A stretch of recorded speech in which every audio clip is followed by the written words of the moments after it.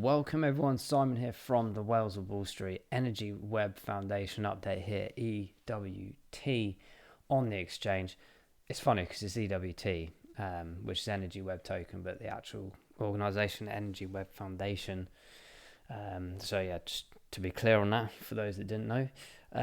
So of course, Energy Web is one of our favourite projects here, amongst a few others involved in the energy sector. For example, the likes of Power Ledger, which we've done an AMA on a few weeks back now. I can't believe how quick time is flying. Do go check those out. But essentially the narrative is very similar between some of the projects. I mean, they're sort of scaling up in their own way. But like I said, we're going to be talking about particularly the aspect of Energy Web and its partners that they've been pretty much left, right and centre been announcing this month so far. So we'll go into a few of them. I won't go in massive detail with them because I want to focus more on the price points. I've got a load of videos to get through as well. And we'll go through a couple of statistics as well of the energy narrative around the world and a couple of points I want to make. As you know, I'm passionate about the energy sector and renewables. I'm also passionate about bringing real thought processes to the way we do our videos and to encourage open-mindedness as well. So a couple of partner announcements here, one particularly here, Block Daemon. So these were one of the validators, I think one of the key validators of Energy Web. A full official announcement of the partnership aspect of it as well. So as it says here, any block has been a validator and active participant from day one. So a very important partner clearly for Energy Web, but very much enhancing the aspect of pushing the Web 3.0 structure and the node aspect behind the blockchain itself. So really excited to see how that continues, and hopefully we'll see more news about how these guys are interlacing themselves with Energy Web. But very much here helping to bridge the gap by providing Web3 services to the Energy Web community of grid operators and energy majors. We'll go into that a bit more in a second when we talk about the whole global initiative that blockchain will bring to the table in the coming years. One here from Germany, so big company out here, German energy supplier AUEW. So we already know, I think EWT work with EDF, which I think is French, possibly Shell as well. UK, I think we do have a couple also, but yeah, this is great. So Germany, will go into a bit of market statistics in a second, but Germany is quite a big player in this. Most of the European countries are still quite behind some of the larger countries, but that's kind of understandable. But it's great to see we're having almost like this spider web being built across the world, isn't it? It's like, well, they call it a Web3, isn't it? But the mechanism, the ecosystem of energy as a spider web is going to be really cool. I think Energy Web, it's in the name, isn't it? Power Ledger, or WePower, and all of these great projects in the energy space are going to be really, really exciting. So closely follow global technology trends and collaborate with leading energy companies in this field on a global scale. Share the pride of participating as an endorsing partner in the Energy Web ecosystem, the world's largest and most respected energy blockchain network, said Christian Ziegler. There used to be a Tottenham player called Christian Ziegler. Ziegler, actually, not Ziegler, but there was a player called Ziegler as well. Imagine if it's him. I think he must have retired by now. But anyway, medium-sized regional energy supplier based in Kempten in the Aargau region in Germany. So really, really interesting. Over 90,000 customers. Now, can you imagine, that's just one energy company in Germany. There's many, like there are in many countries around the world. But penetrating all these customers, getting them enticed with renewable energy sources like solar panels, wind, but actually being able to do this yourself.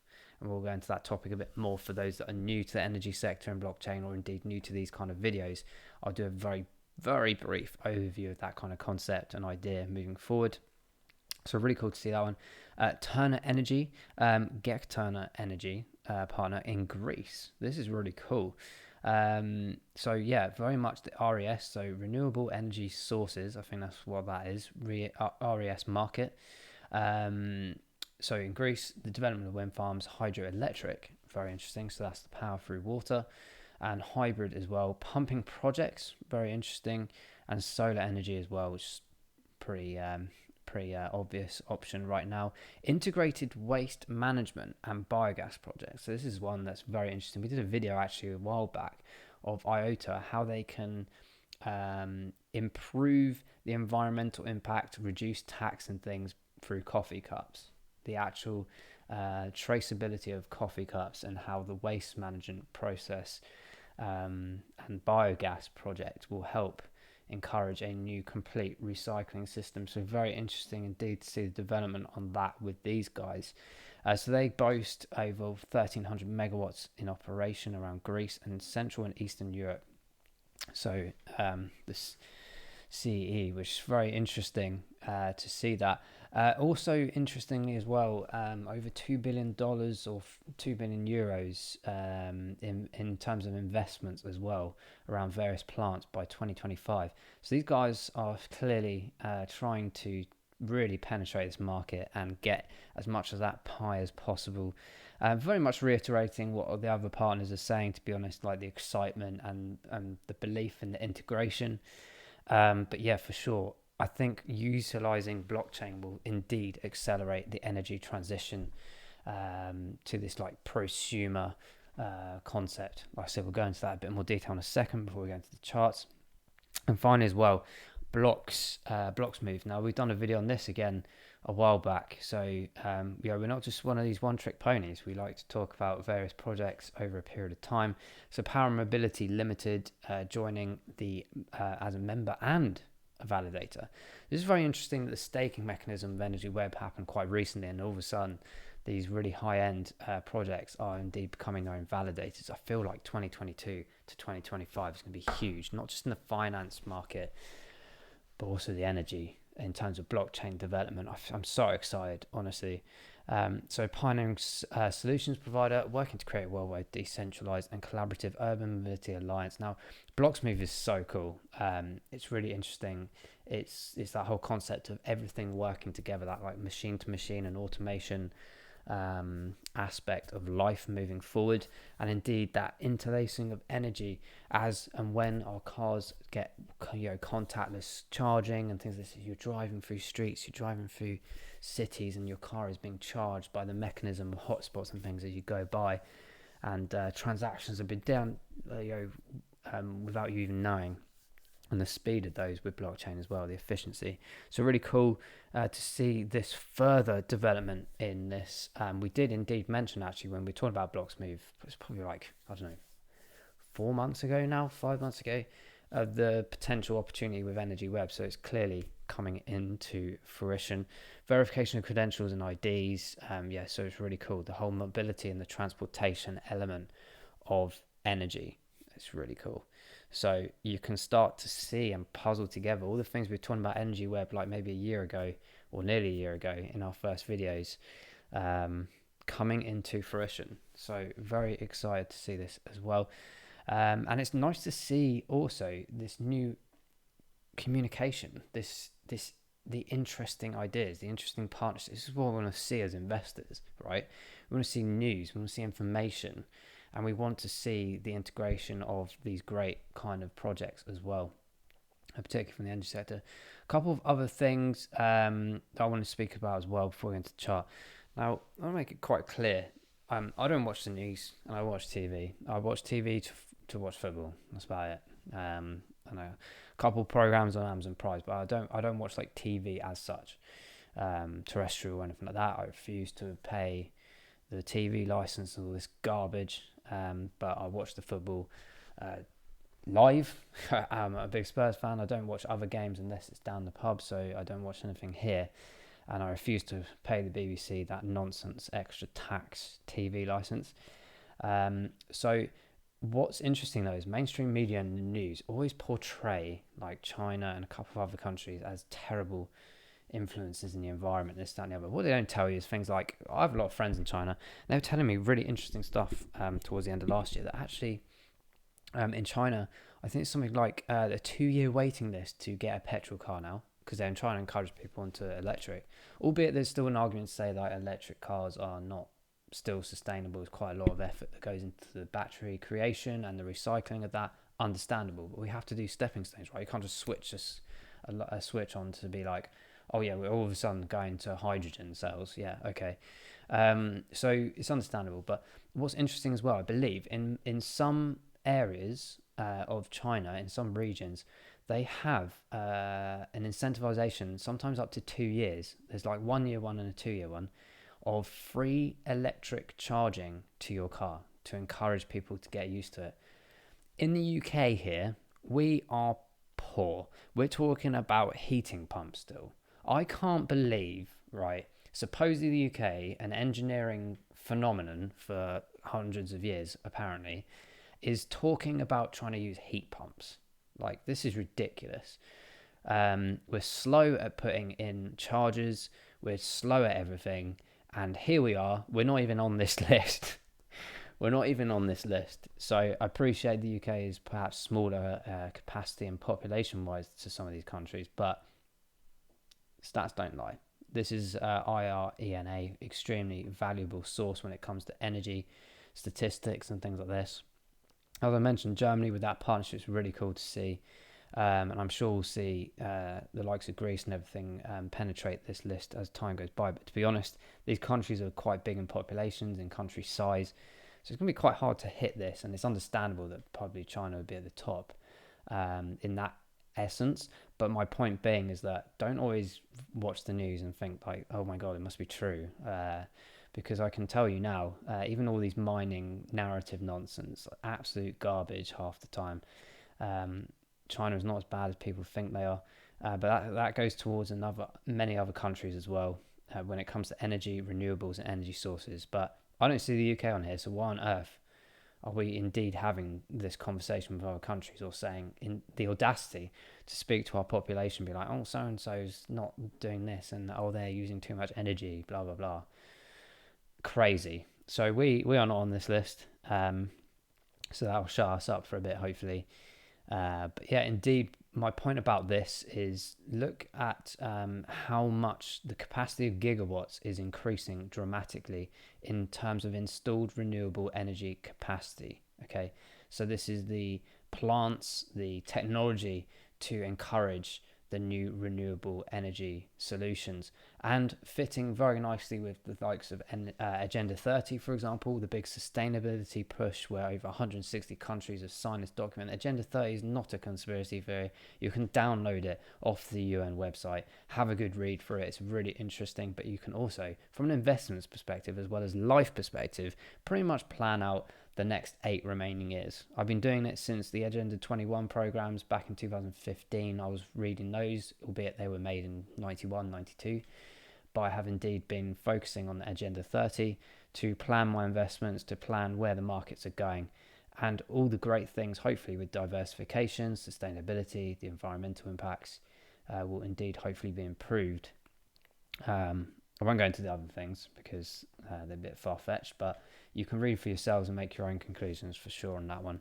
But I just wanted to emphasize the fact of energy, where that's going. Of course, blockchain, Web3 hotspots, the ability for you to have your own battery or a community battery, getting solar off your roof into a battery capacitor, inverting into your own energy, and then selling surplus energy to the rest of your community or people around the world through carbon units, removing intermediaries around the world. This is the important thing, guys, because at the moment, a lot of our costs, a lot of our energy costs come from intermediaries and profit grabbing. There is no reason why our energy bills should be so high. There is no way our energy bills should be so high. In the UK, believe the media or not, I don't know enough. I haven't spoken to enough genuine people out there to ask them about their actual energy situation. Some people are believed to be in a poverty state in the UK here in terms of energy, not being able to pay their bills. They're too expensive. Our bills here, I'm in the middle of nowhere pretty much, and energy bills are quite high. I think it's a disgrace.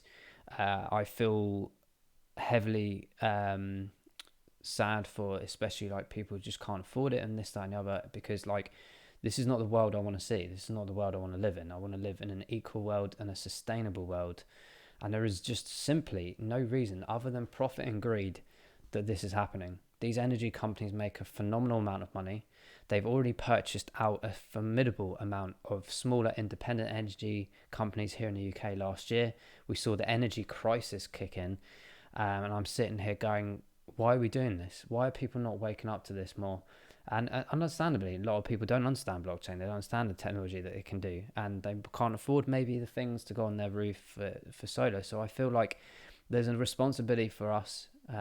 For me personally, I want to try and end homelessness, and I also want to encourage a new energy system where people have control and power, excuse the pun, more so than they ever have done before, and to not abuse the system. The fact is, we'll be on an AI algorithm of supply and demand, not being dictated to by these big energy companies and things like that anymore.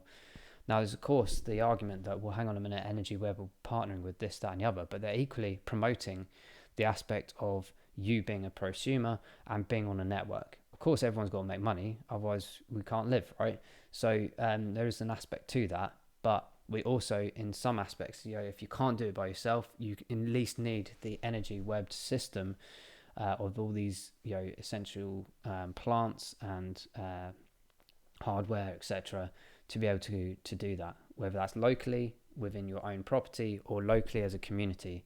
This is what we need to encourage more, so that we can reduce these costs, have more healthy living, more sustainable, and like I said, more diverse and fairer system. That's why I'm so passionate about this area. I believe that we are, as a world, diminishing what we have around us, and we need to stop that. But we also need to be realistic and be more efficient in the way that we work together to do this. So, speech over. Let's jump into the chart. Hopefully, you guys, let us know in the comments below what you think about that. But for me, for sure, I have some goals that I want to achieve with my money that I hopefully get from investing over the next few years, and it's certainly a couple of things for myself for sure, but a lot of it's going to hopefully be able to change the world, or at least find other people like-mindedness that will help me do that quicker. So guys, EWT, very interesting actually, because I've been following EWT and investing in EWT for quite some time.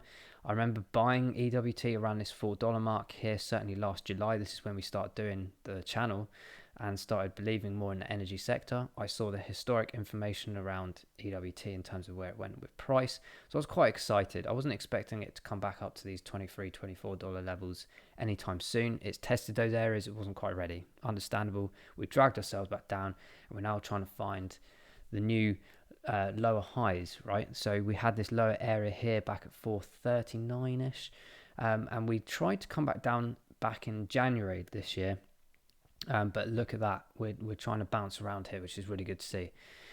But for me, like a lot of people say, it's too expensive, it's $4 a piece. Like, well, actually, you need to understand the amount of money that's been invested in the projects, the partners.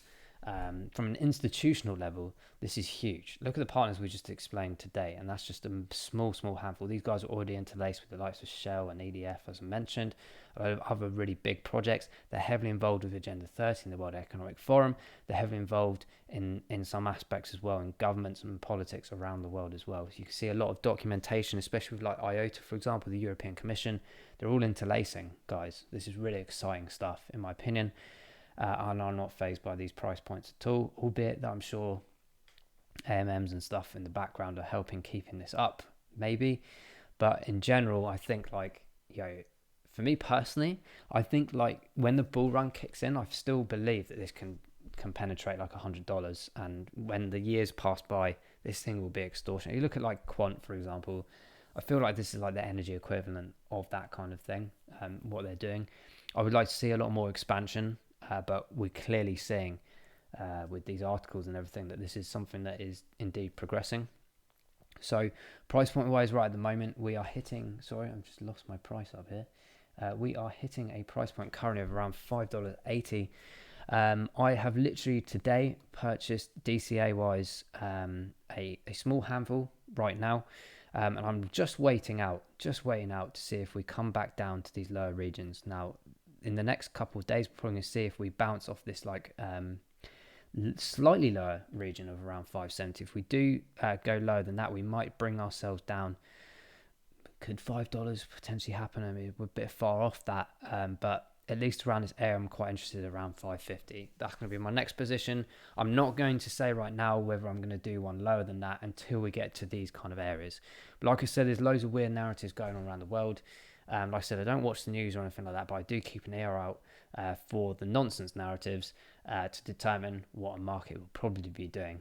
It's very simple to follow that pattern that I've been learning over the last couple of years. So I'm keeping an eye out or an ear out for anything that happens in the next month, particularly like US hikes. We've got the Russia thing going on, and this, that, and other, confidence of markets, right? If that happens and it does announce and goes that way, we could be seeing these lower regions, if not lower, potentially. But we're nowhere near that lower region that we saw back here in July last year. Like I said, around 450, 430 or something. So as we go along, we're finally finding a bit of a balance of where EWT should be as a token price.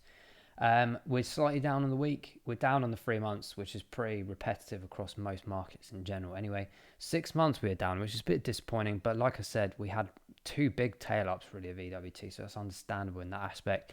We just need to be a bit patient for EWT to stabilize itself properly and really identify these proper support lines, so we can really identify where EWT is right now and where it is going.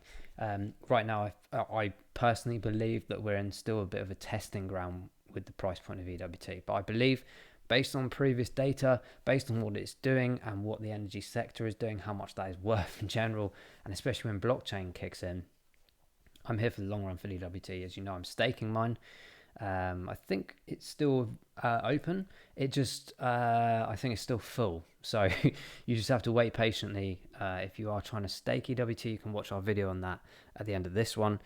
But do bear in mind, there was a limited amount available space-wise to stake. And I think it's still full.